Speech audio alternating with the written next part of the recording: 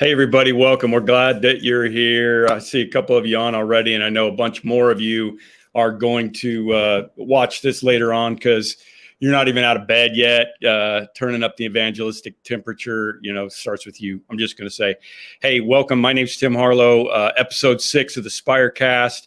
All of you that are watching from all over the world, we're going to talk today with Dave Dummitt, who is actually the lesson that we're going to listen to, and got the actual guy to join us. And I just hope that you will welcome Dave with me. Thank you, my friend Dave. Good to see you there. Hey, Tim. Good to see you. Okay, we can hear you. That's good. Dave is at Willow Creek Community Church, whether he likes it or not, and he is going to join us. And I don't want to spend a lot of time messing around at the beginning. Dave and I are good friends. We're both in Chicagoland area. I'm at Parkview Church in Chicagoland area, and we've known each other for a long time. And we are kind of cut from the same cloth when it comes to we're both people who went into church work realizing that the church needed to figure out how to get out where everybody else was. And I'll just say a word about yourself, Dave. Introduce yourself, and then we'll run right into the other deal. Yeah. Well, tell us why you took Willow Creek. That's a longer story than we have for now. We can get into it later if people want to know. But yeah, Dave Dummitt grew up in Cincinnati, went to Wheaton College, went down to Lexington, did a worship ministry there, did a young adult ministry in Cincinnati, and then planted 242 Church in Michigan about 16 years ago. They just had their 16th birthday. So just moved out here to Willow 8 months ago.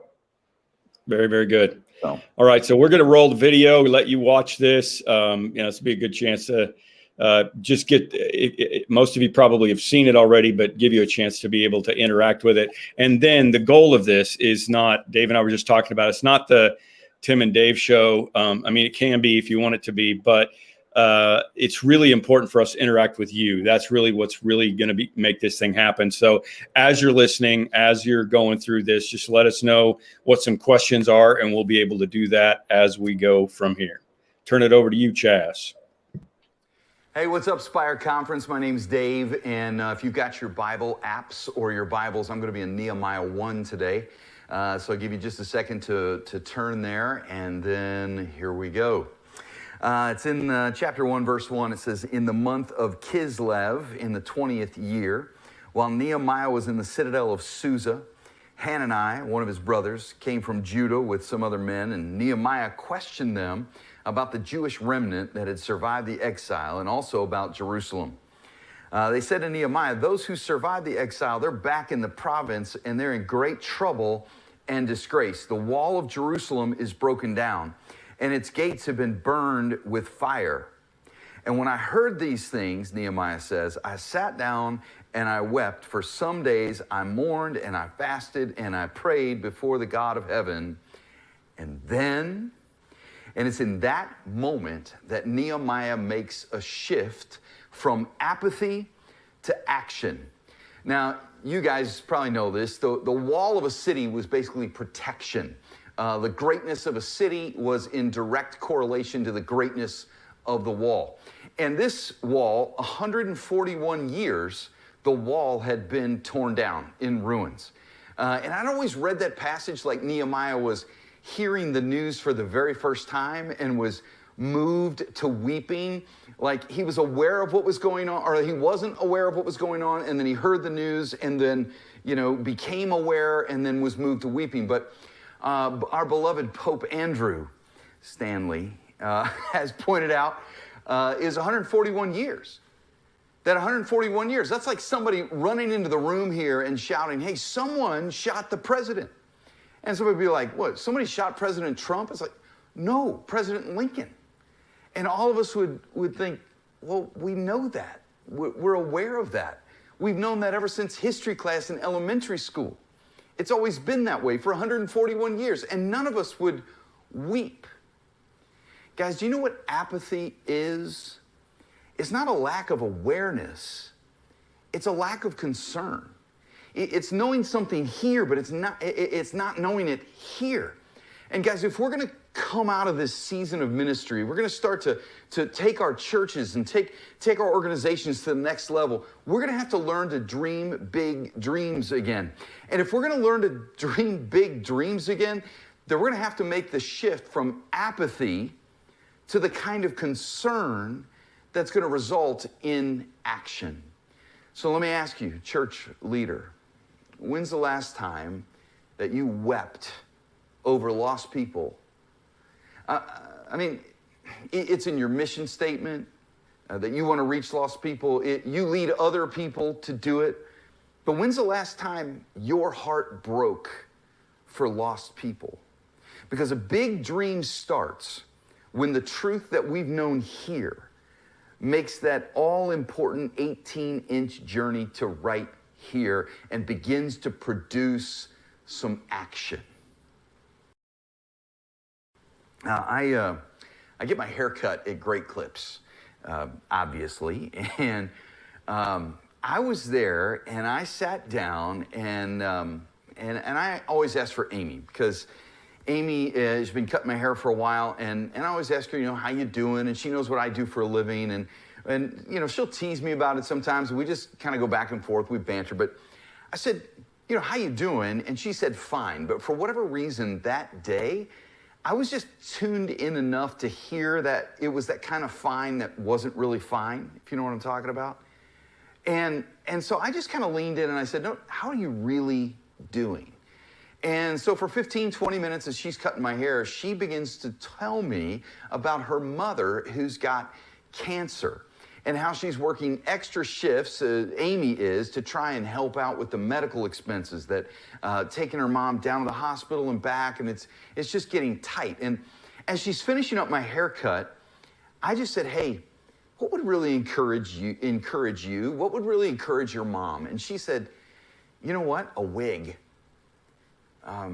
Money's kind of tight for us, and the co-pays and the gas and all that. And my mom, she just doesn't have the money to go out and get a wig, and I think that would be really, really encouraging to her. And so I got done with my haircut. I went outside, I got in the car, and I just got on the Facebook, and I went to all of the people that in my church, and I just said, hey, I've got somebody that needs a wig, and I kind of told them the story, and the church just did what the church does.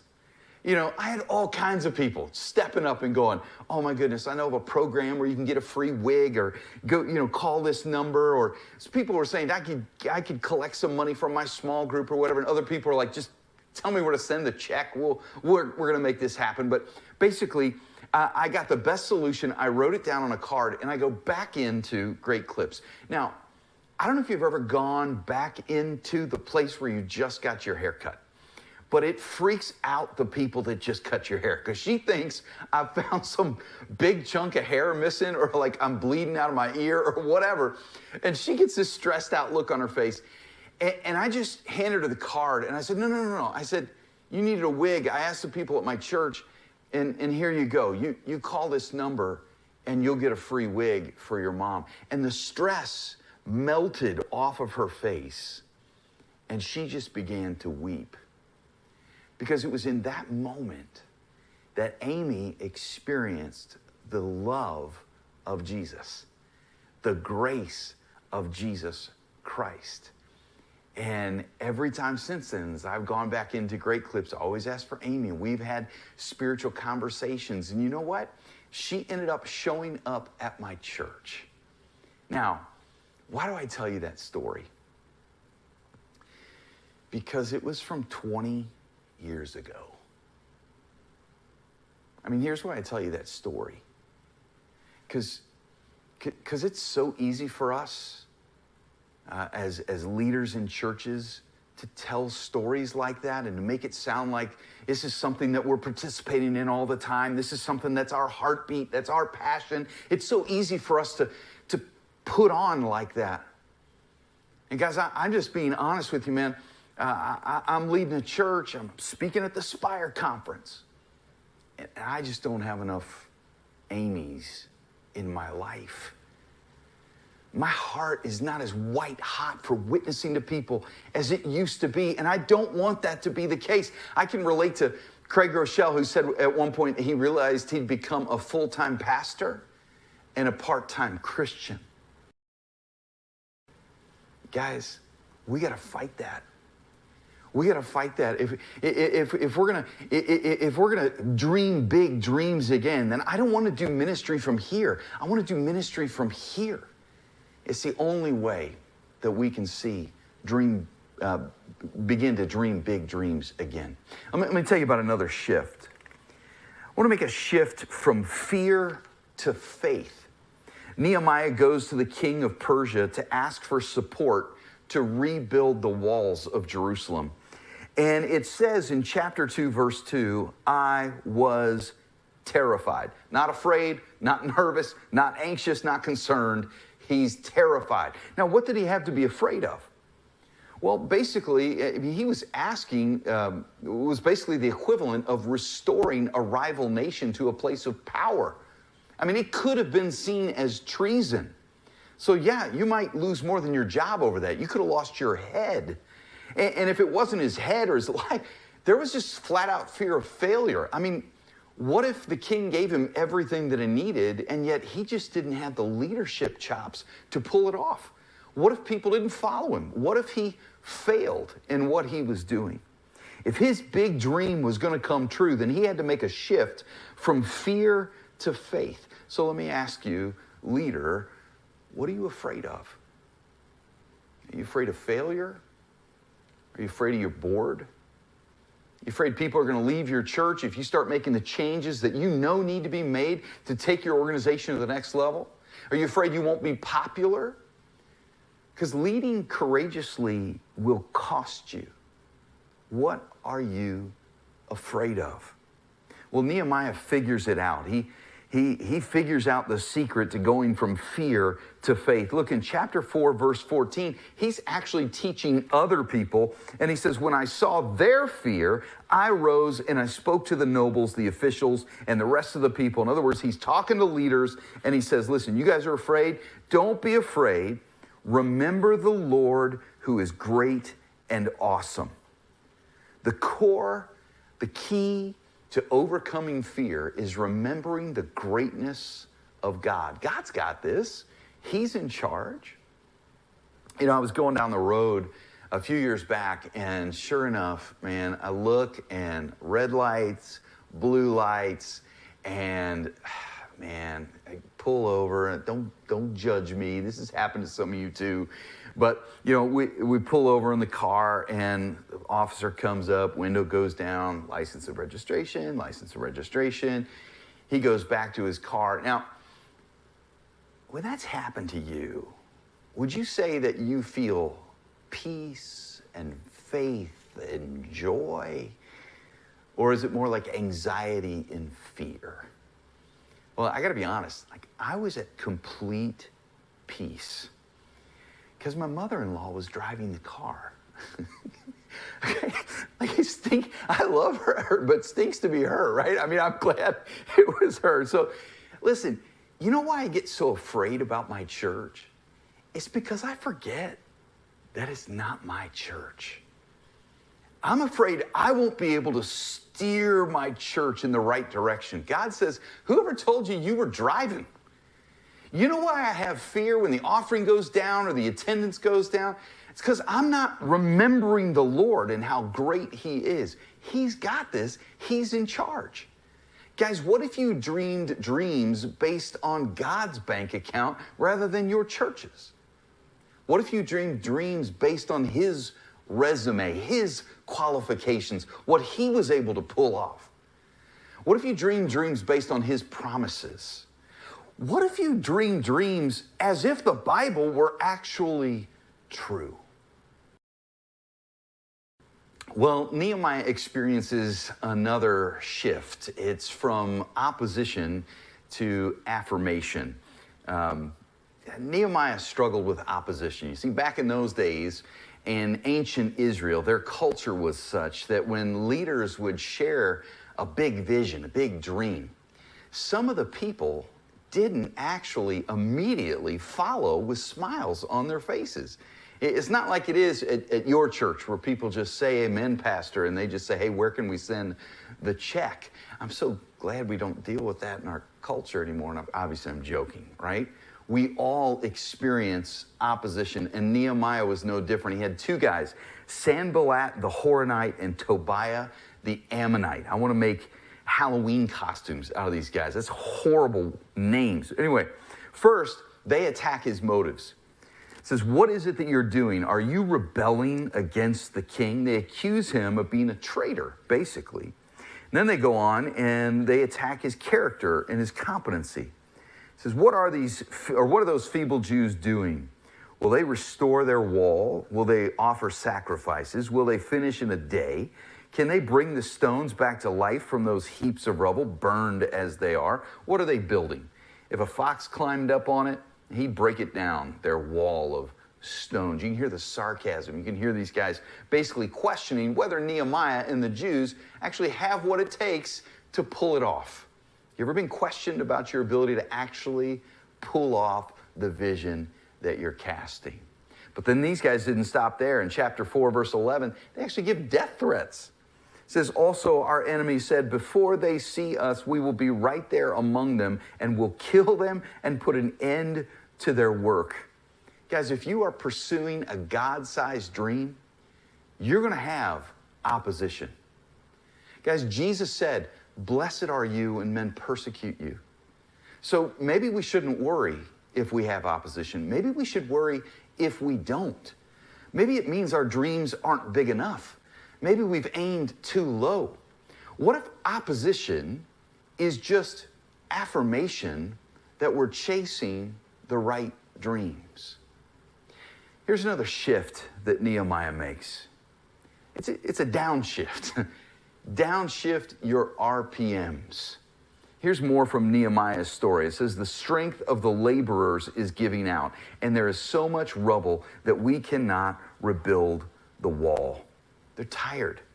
They're fatigued. And guys, if you are tired in ministry, you're probably doing it right. But if you're tired of ministry, then you're doing it wrong. You will get tired in the pursuit of a God-sized dream, but you can't let yourself get tired of pursuing that dream and burn out. I believe some of the best coaching relationships start with the question, how are you doing and how are you really doing? Around here we talk about our RPMs. How are we doing relationally? How are we doing physically? How are we doing mentally? How are we doing spiritually? So like relationally, how's your spouse? How are date nights? Do you have friends that you can be totally transparent with? How are your kids? When I was starting 242 and my son was 4 years old, he literally started a conversation with my wife by saying, hey, Mom, remember Dad? Like, that was not a good sign for how I was doing relationally. If I'm not winning at home, I'm not winning, right?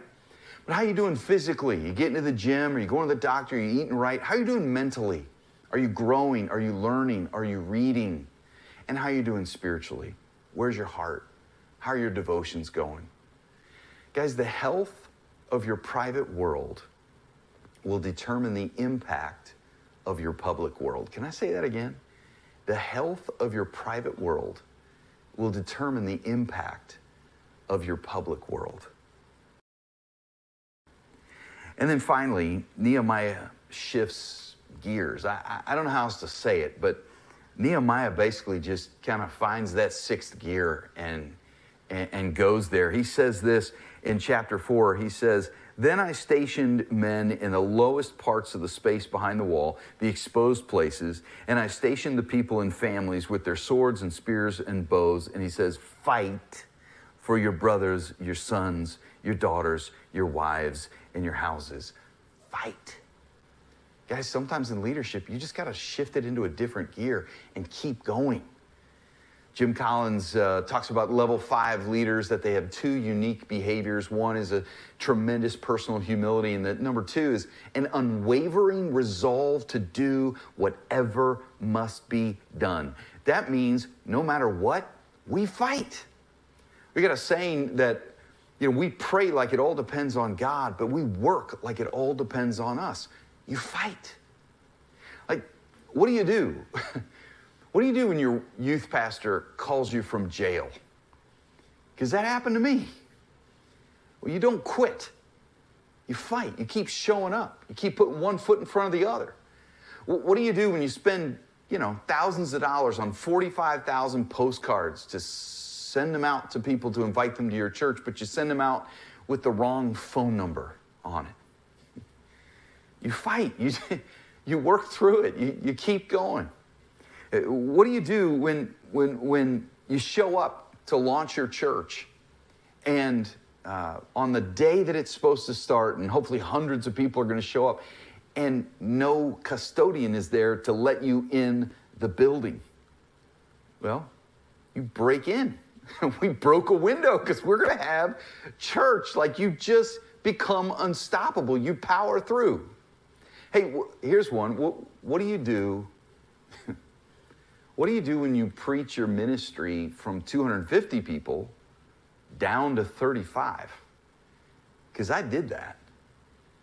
And I remember feeling guilty cashing in my paycheck. I remember feeling really discouraged. Guys, you keep fighting. Listen, some of the greatest leaders, if you'll listen to their stories during this Spire conference, some of their greatest encounters with God, some of their greatest moments in ministry, some of their greatest moments of leadership, some of their greatest victories have been when a bunch of Sanballats were tearing them down, when a bunch of circumstances were beating them down, but they kept praying like it all depended on God and working like it all depended on them. And they just put one foot in front of the other and they chased down their dream. So keep chasing the dream that God has given you, Spire. And let us not become weary in doing good. For at the proper time, we will reap a harvest if we do not give up. Amen. Oh man, I fell asleep. I went to the bathroom twice. You know how it goes. A little long, Yeah. All right, I'm checking in, and no questions so far. So if you want to throw something in there, do it. And otherwise, Dave and I will talk about the weather in Chicago and why you should not move here. Let's unpack. You were talking about Amy. It was kind of funny because, a lot of Spire churches did my Life on Mission program 5 years ago, 6 years ago, whatever.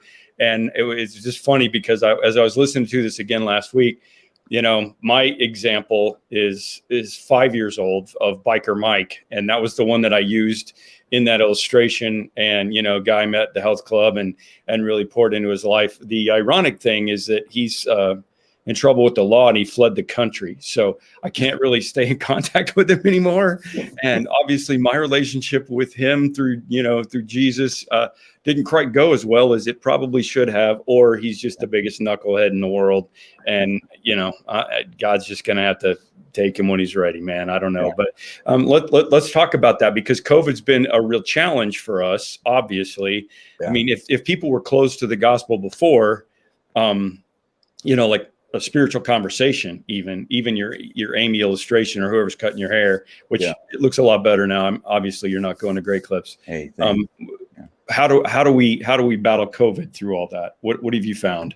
Well, I mean, I thought you were going to go toward, how do we make sure that our examples aren't 5, 6, 7 years old? And well, that's exactly what I mean. Yeah. Okay. So my thinking there is there are some incredible people that have the gift of evangelism, and it flows out of them. You prick them and they bleed spiritual conversations, and they're extroverts and they just love to strike up conversations with strangers on planes. And they've got just tons and tons of stories. And, but for the rest of us, where it's not just a natural thing, we drift toward conversations that are more comfortable, conversations that are with people that we already know.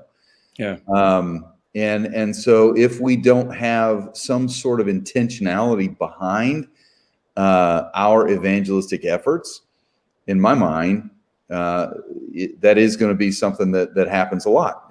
And so for me, I love the idea of simple systems, and I love the idea of a little bit of accountability. One of my favorite stories in Scripture is the guys who all bring their paralytic friend up to the roof and then lower him down, and they couldn't have done that alone. They did it as sort of evangelism as a team sport. Mm-hmm. And so for me, I love the idea of bringing evangelism into the small group that I have, into the teams that I'm a part of, into, my staff team, because then there is a bit of accountability, that gentle nudge all the time that says, hey, this is what we say we're about. Mm-hmm. How can we make sure that the conversations we're having, the questions we're asking each other are keeping us on task or keeping us on mission? Yeah, that's fantastic. A lot of the people who are going to download this are going to be folks who work in the church field. So how do you get past, what's your advice for getting past that weird conundrum that you and I both have of, hey, Jesus can answer your problem, and I want you to find Jesus, but the easiest way I could get you to know Jesus is to invite you to my church and listen to me preach, right? Which is just always so awkward. That's why I love your team concept. If my small group has got a neighbor in the process, I find it a lot easier if somebody else is doing that, and they mostly see my life and see who I am, and I'm there for them when they need me. But how do you get past that for you? A couple of things. I think one is we really have tried to take our facilities and make them externally facing. So building community centers versus just church buildings.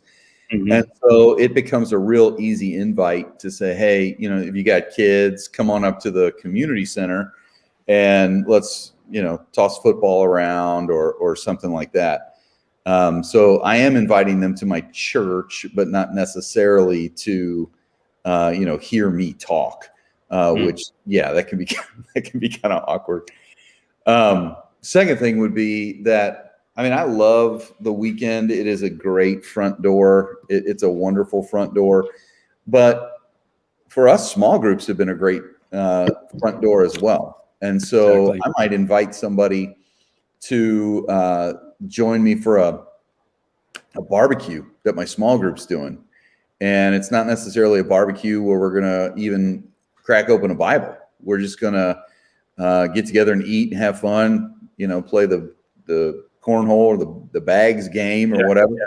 And just, I tell you what, some of the most evangelistic thing you can do with somebody is just show them that Christians aren't weird. I couldn't agree more. Yeah. So just to hang out with somebody.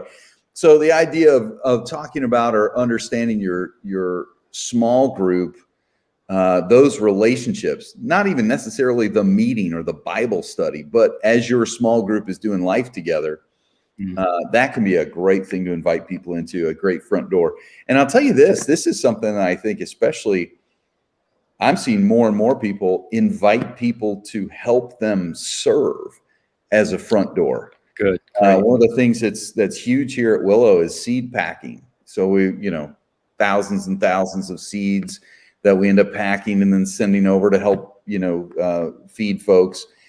And, at one of our campuses, we had 50% of the people that were packing seeds had never been to our church. And yet they were invited by, people of our church to say, hey, come not to a worship service, not even to a, small group Bible study, but just come help us change the world. Come help us do something significant in the world. So I think understanding there's more than just one front door. Well, that's fantastic. And the world is looking for that. Obviously, they're looking for ways to help. And when we have ways to help, we should share it. I can't minimize the reputation either. I had a black family move in last year close to me. And, of course, I went over and above to try to go down and meet them. And we were just chatting. And the guy said,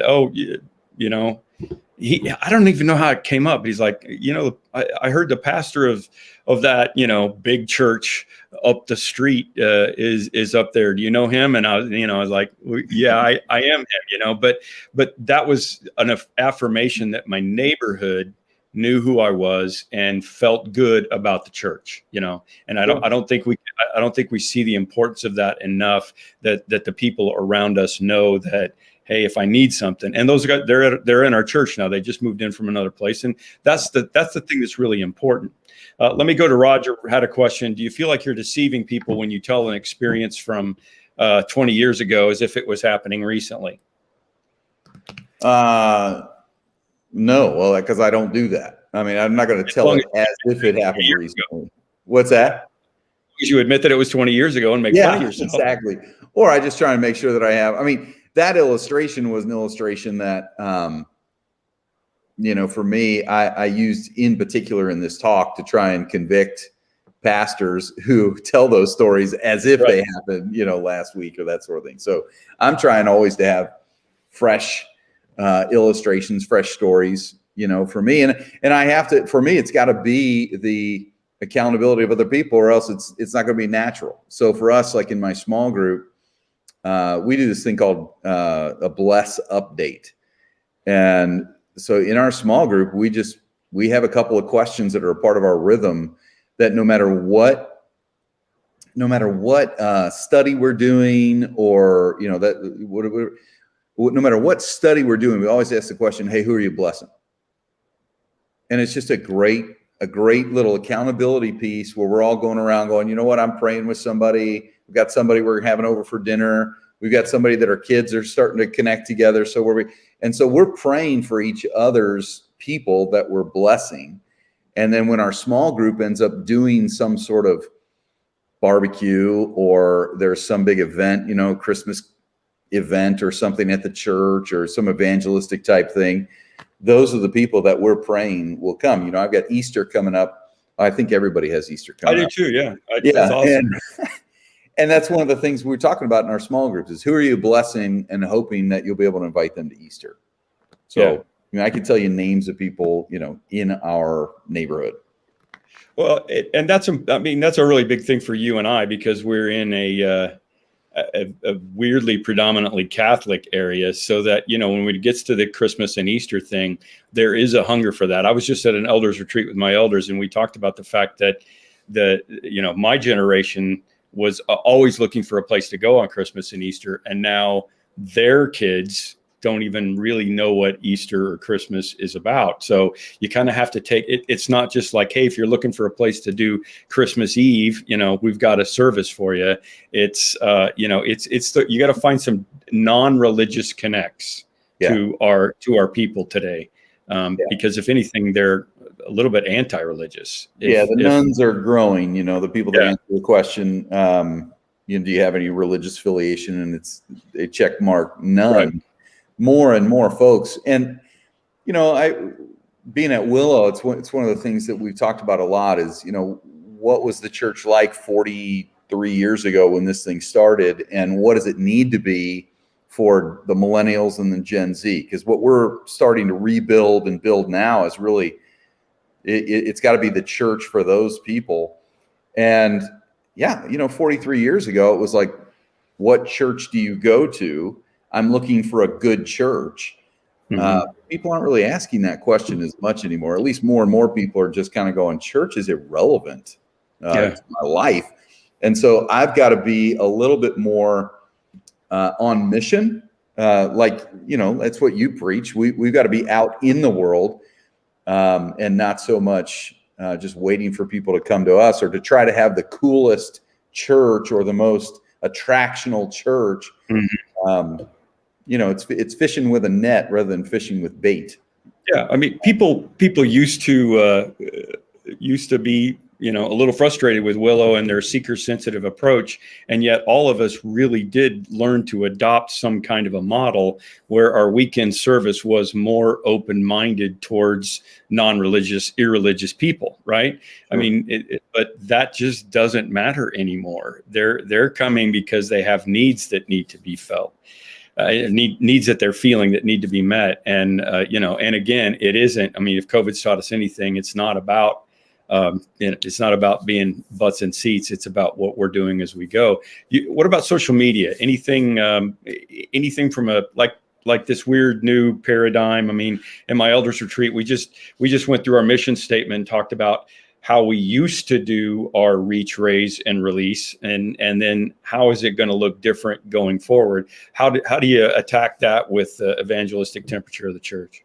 Yeah, I think right now, one of the things we've done, I mean, I've been here eight months, is there's a lot of rebuilding that has to happen here, and the focus, really most of our focus has got to be how do we get this thing healthy and turn it around. But one of the things we identified early on is if we don't also at the same time ask the question, how do we get sharp with digital engagement? How do we think about some of the innovative things that some healthy churches are thinking about right now? By the time we get healthy ourselves, we're going to be a year behind, 2 years behind. And so what we did was we actually hired staff in that area to begin to ask those questions. And while I'm watching that team, one of the things that they're doing is they're convening people from Google and people from Facebook and people from, some of the businesses that are asking the question, how do we attract clients or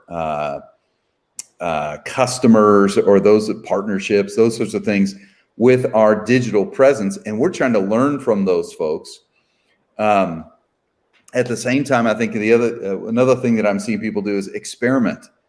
So they're throwing different drip campaigns or different social media strategies out there and then measuring the effect of those things. Yes.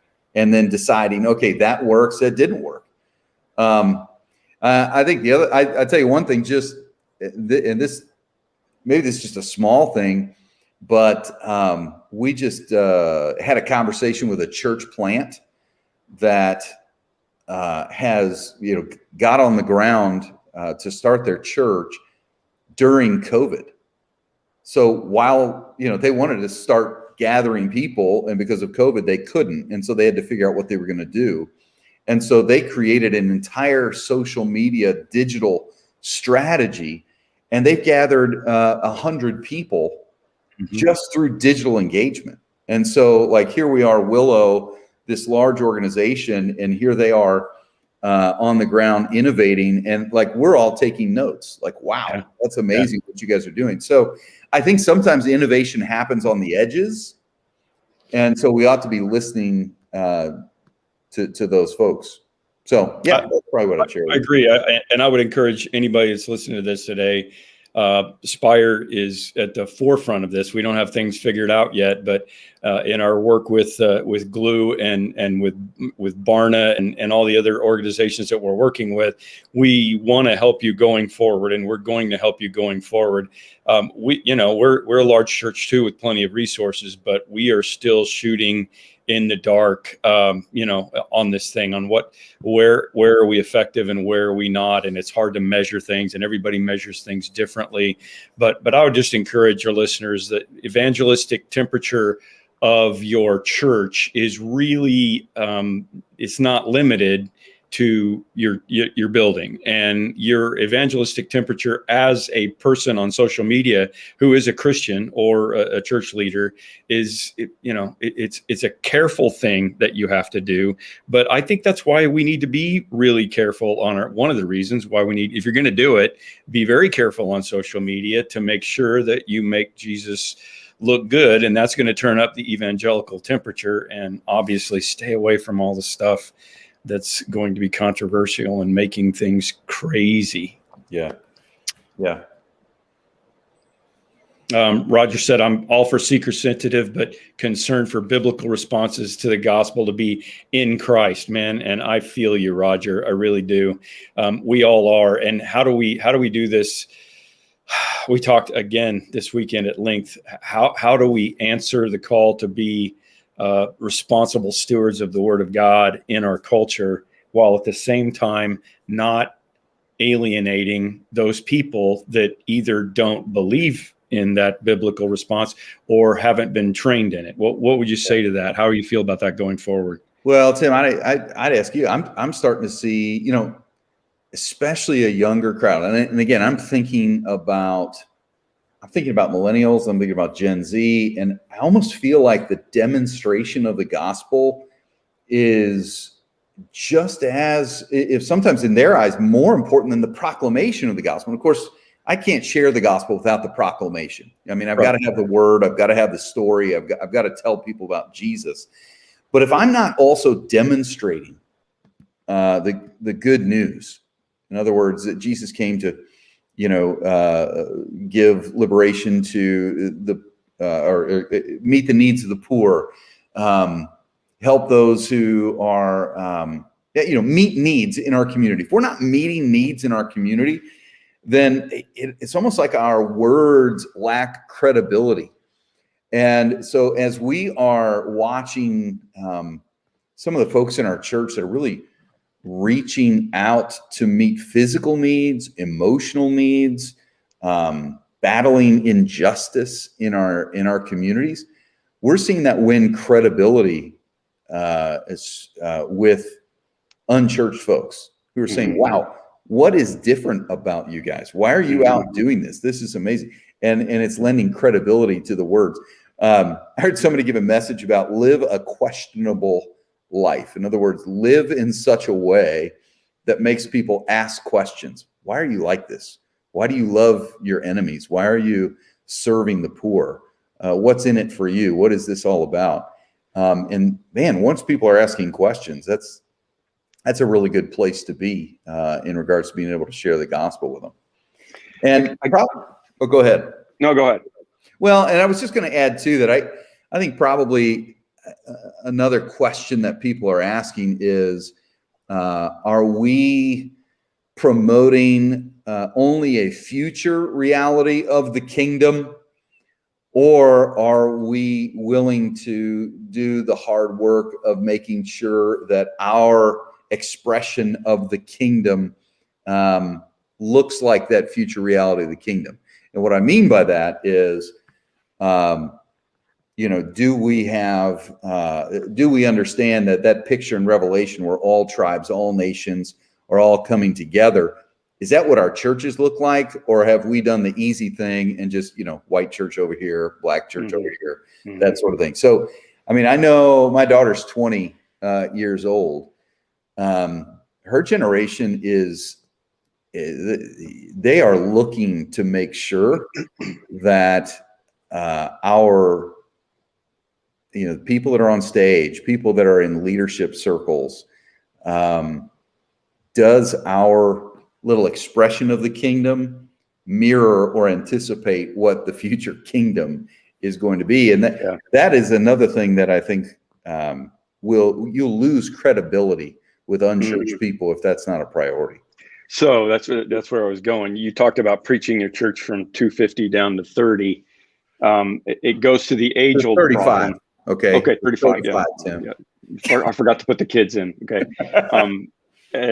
The problem for you and I both in doing ministry has been, and for everybody is, are you gonna cater to the 99, or are you gonna cater to the 1, right? Yeah. And it feels like that's been magnified a million times over in the last year with the social issues and everything else. Are we going to keep these people happy who are paying the bills, or are we going to go after the people who are lost and are out there?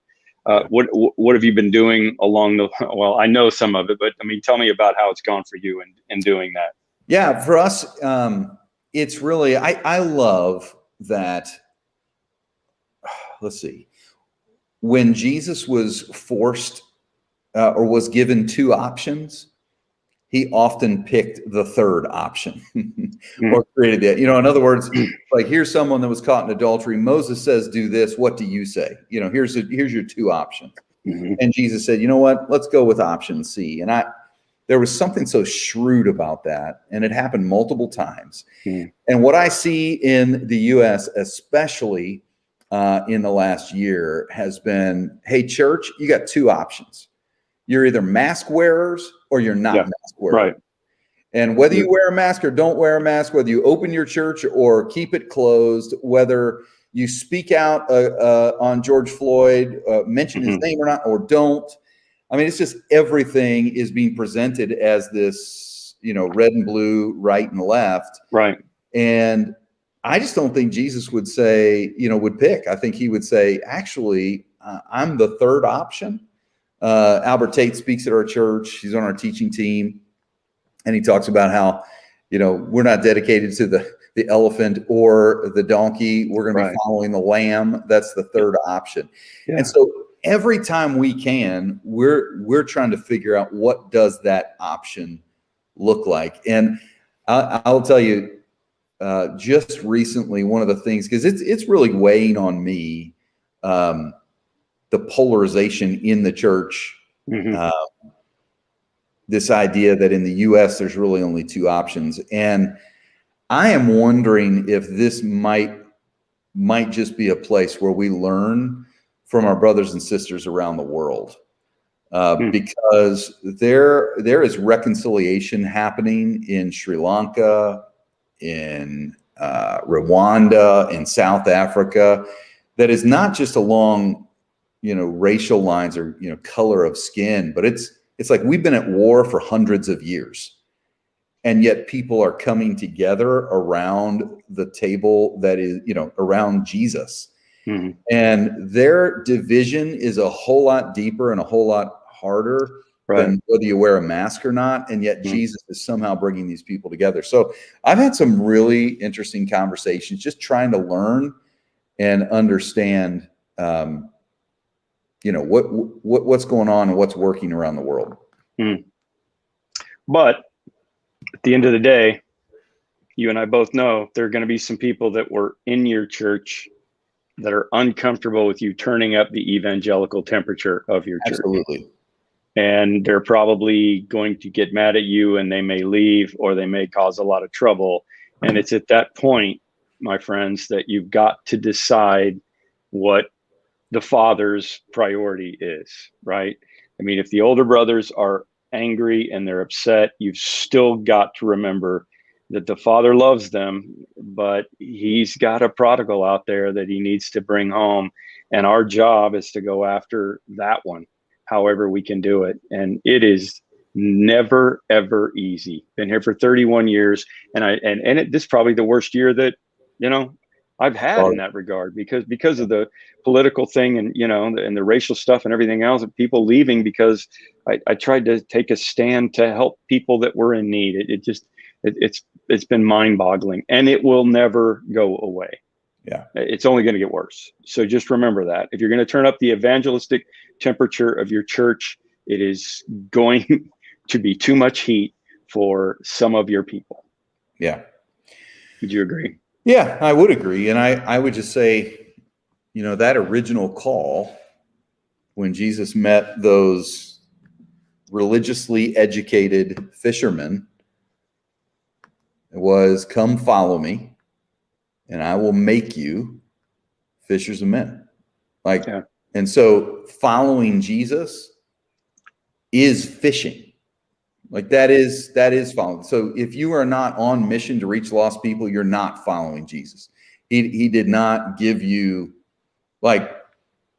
there's just not an option. Following is fishing. Fishing is the mission. That is what we are to be about. And in my mind, it's just not an option. No, so it can't be. And let me sign off by saying this. That's why you're there. And I know that. I know why you went into a situation that is going to be and has proven to be a tricky turnaround of a situation that you've gone into. And we all love you for that. And we are all praying for you on that. And can't wait to see what the Spirit of God does through the people of Willow Creek as they were the ones that taught us how to do this, right? Yeah. They really were. You and me, they were the forerunners of this whole thing. And we're excited to have you in that seat and see how things go. We are having a Spire conference. It's going to be in Nashville at the Gaylord in Nashville, September 14th through the 16th. I will be there. I have 3 grandkids that live there, and Nashville rocks. If you haven't been to Nashville recently, it's one of the fastest growing places in the world. And we've got all kinds of fun stuff that's going to happen on the Spire conference, and unless things go really backwards, we're on plan to actually meet in person, and we'd love to have you in Nashville. So put that on your calendar. Dave, my friend, we'll catch up. I love you, buddy. Thank you for doing this. I'll see you at the conference. Thanks, guys. All right. Bye, you guys.